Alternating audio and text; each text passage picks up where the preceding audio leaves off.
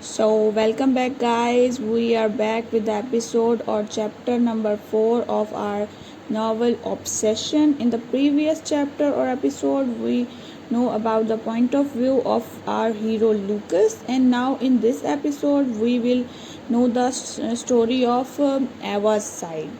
So, you're looking gorgeous in this lehenga. I've already told you this before many times that if I was a man, I would have married you a long ago. Aina said while fixing the veil properly on my head.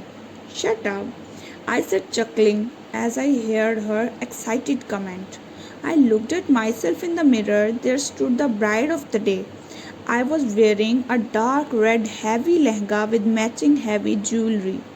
This lehenga was from the groom's side. Initially, they gave me a simple green lehenga with matching simple jewelry. But yesterday night, after Mehndi, they sent this new lehenga which was absolutely to my liking. Lehenga. I hope I am doing justice to this beautiful lehenga, I muttered to myself, which unfortunately my best friend heard. She glared at me through the mirror and gulped in fear.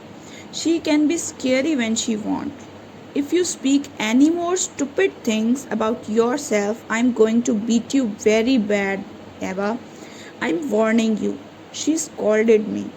She have always been like this, scolding me whenever I look down at myself. I don't know what she found in me to keep me as her best friend, but I am forever grateful for her presence in my life. Look at yourself carefully in the mirror. You will see the most beautiful bride in the history of Rajasthan. You are absolutely looking like a queen. Just have a little faith in yourself, Eva, she said in an encouraging tone, and I gave her a small smile in return. Maybe she's right, I'm beautiful, I thought to myself and smiled, but a memory from the past made the smile wipe out of my face in seconds. Flashback. I looked myself in the mirror after adjusting the dupatta on my pink anarkali suit. My brown hair is opened and casted down, which reached till my waist. Wearing the silver jhumka in my rudraksh pendant on neck. I placed a small white bindi between my eyebrows and applied a little vibhuti on top of it. Even though many people have commented that pink doesn't suited my skin tone, it was one of my favorite color. I felt beautiful and confident in my look. D, you should wear the pink bangles too. It would match your look. Mathili, my younger sister, suggested. No, Di, wear this silver one. It will match more.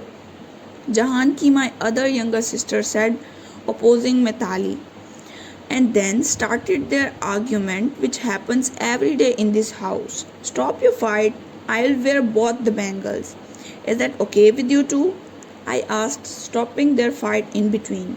As expected, both stopped fighting and started getting me ready. Today, a family is coming to see me for marriage. I have seen the photo of the man and approved for proceeding. I was a bit anxious and nervous as my best friend is not with me now, and my sister's quarreling over bangles didn't help my situation. After about 10 minutes, we heard the sound of a car. Mathili and Jahanki went towards the window to look at my suitor. The Jitu is looking handsome, Mathili said while bumping her shoulder with mine. I didn't say anything and just bent my head to hide the blush from them. But these two spawn of Saturn didn't let a chance to tease me. Some moments passed before Ma came to my room to inform my sisters to bring me down. My sister stood the either side of me as we descended the stairs towards the living room. Prakashji, this is my elder daughter, Eva, my father said as soon as he saw us. I went in front of them and folded my hands in namaste before taking the seat beside my father. The father and mother of the groom smiled at me, but I could make out that it was forced. I looked towards the man comes to see me for marriage, but he wasn't made an attempt to look at me till I reached there here. Rather, his focus was on something behind me. Maybe he's shy just like me, I thought. But even after about 15 minutes, he didn't even spare me a look. All the talking was done by my parents and his parents. By now, I can feel that something was wrong. I felt my throat getting red, getting dry, anticipating something bad. I think we should let the children to have a talk alone. What say Prakash ji? My father asked, to which his father nodded in agreement. I looked up at him and found that he was whispering something to his mother. Eva beta, take Chetan to the garden. My father instructed me, to which I stood up from the sofa to lead the way for him. I looked towards him, who averted his gaze from mine. His mother cleared her throat to gain our attention, and we all looked at her. The thing is that your daughter Eva is lovely, but she doesn't look nothing like the photo you sent to us. She look a lot darker than in the picture, and she's a little chubby too, his mother said in a sugar-coated voice, but her each word pierced my hair like a dagger. Tears brimmed in my eyes, but I controlled them with great difficulty. I looked toward my parents to say something in defending me, but to my utter disappointment, they were silent like all the other time when our relatives and society made a judgment on my body and skin tone. Rishabh Bhai Saab and Mini Bhabi, if you are okay, then we would like to ask your daughter Maithili hand for Chetan. I'm sure they would make a great couple, Chetan's mother asked in an extra sweet voice. I felt like the floor slipping beneath my feet. The man who come to meet me for marriage not only rejected me, but want to marry my younger sister. I have never felt this humiliated in my entire life. The tears I was controlling till now flowed without stopping. Without having the heart to listen more of their conversation, I ran towards my room. As I entered my room, I locked it, fell on my bed crying my heart out. Why, Shivji? Why this always happen with me? Am I not beautiful enough? Don't I have a face or body that can be loved by anyone? Why am I not lovable to anyone? Why, Shivji? I asked to my Mahadev while crying my heart out. Flashback ends. That was the day for the first time I started to feel myself ugly, and the constant rejection from the other men and the taunts from my relatives and neighbors. Voice of my mother as she entered with my father. I stood up from the chair and went to touch their feet for blessing. They blessed me to have a long and happy married life. You are looking like a princess, beta. I'm so proud of you. My father patted my head, to which I gave him a small smile. For the next 20 minutes, my mother and father reminded me how to behave with my husband and his family. They said that from now on, that's my own family. They too looked happy and excited about the marriage. Why wouldn't they? After all, the taunting from their family and society, they are finally able to get their daughter married to someone. Sometimes I think that they are eager to get rid of me. After Ma and Papa left for looking the arrangements, it was just me and Aina in the room. Are you really going to do this, Eva? We still have time. If you say yes, then we can leave from here to Kashmir or Kanyakumari. Aina said in desperate tone. I looked at her shocked. Where does she get these kinds of weird ideas? Are you serious, Aina? Do you even know what are you saying? Think about my family. I cannot betray them in the last moment for my selfish reasons. I scolded her, to which she pouted. Then what should I say? Tell me my best friend is going to marry a man who doesn't give a shit about her only for the sake of her family and her reputation. How can I let that happen? How can I let her ruin her own life? She asked, frustrated. I remained silent. So you are ready to be tied in a loveless marriage for your whole life? Aina asked angrily. I sighed while holding her hand in mine. You are also tied in a loveless marriage. You also believe in that marriage. What about that? I asked, making her avert her gaze from mine. My case was different. I didn't have any other option but marry him. But you have a chance here. Do you still want this marriage? She asked, her voice and eyes reflecting genuine concern for me. Even if I have hundred of chances, I'll still choose my family over anything. I can't betray them or break their trust, and I believe in my Shivji. He will always be with me to protect me and guide me through the right path. I believe in the power of their marriage, and that gives me hope to believe in every other marriage too. I explained to my thoughts to her. Wait, I will be with you in everything. Don't worry, Aina said while hugging me tightly. I chuckled at her sudden change in mood. After breaking a hug, Aina made me sit on the stool and took the kajal stick from the table and placed a small dot with it behind my ear.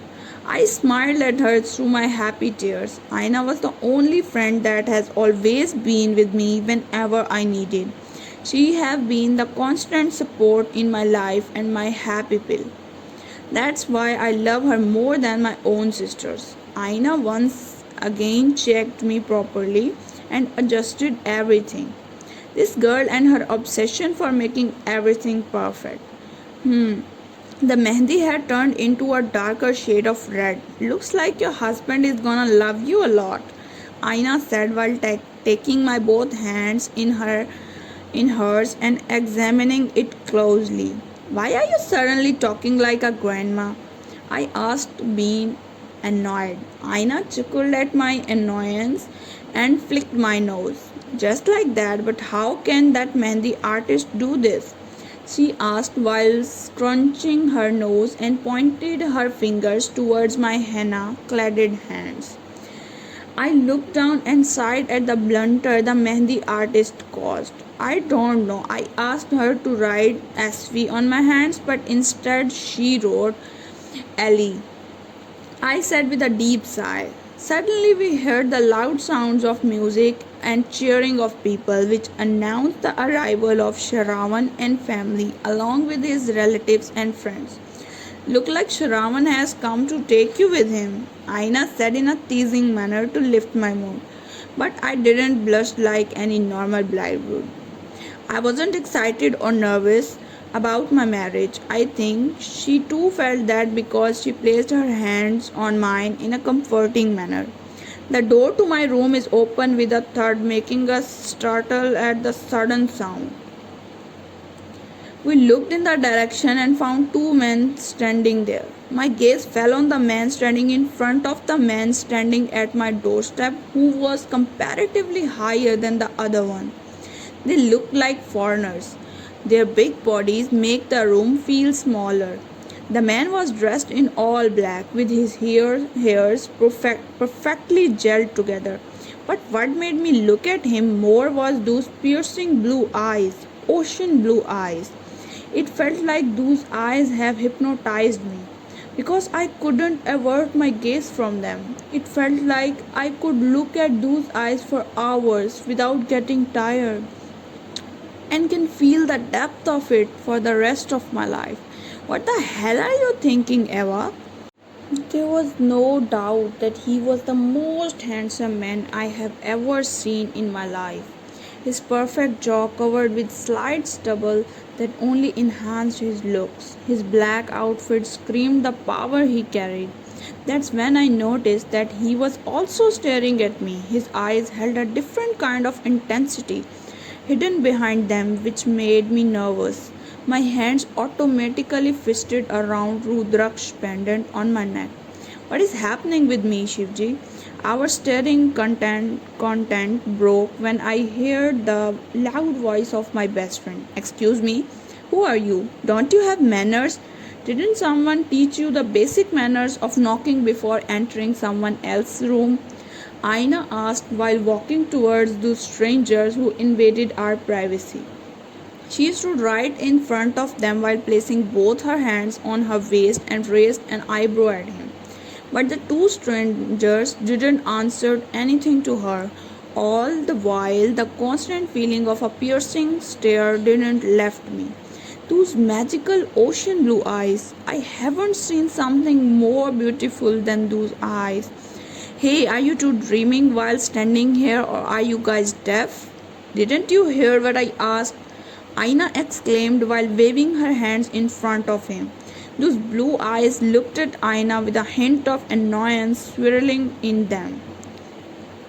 You girl here talks a lot, he said in his deep voice while tilting his neck into the right side. That's when we noticed the third intruder in the room who was not a stranger to us. Aina looked at the man with shock. But composing her shock, she glared at him, making him look at her with amusement. You? What are you doing here? And who are these people? Aina asked while glaring at him, but he ignored her and replied to the blue eyes man. She do speaks a lot. Told you so, blue eyes man replied. Excuse me, assholes. I am right here and tell me who the hell are they and what are you doing here? Aina asked angrily. That's not how a queen should behave with her guests. Kartavya Singh Rajput, who also happens to be the king of Udaipur, said while advancing his step towards her, which made her look few steps backward. I'm not someone's queen, she retorted back. We can argue about whose queen you are later. But now let us do our job, he said while moving closer to her with a smirk on his face. What is it? Why are you here? Aina asked with this time loudly. We are here for the sacred marriage of my friend Lucas and his bride Eva, he said, making a shock. So we will continue the story in the next episode, and tell me your opinion in the comments. Show me some support through the comments, like, subscribe. We will meet tomorrow again with a new exciting episode.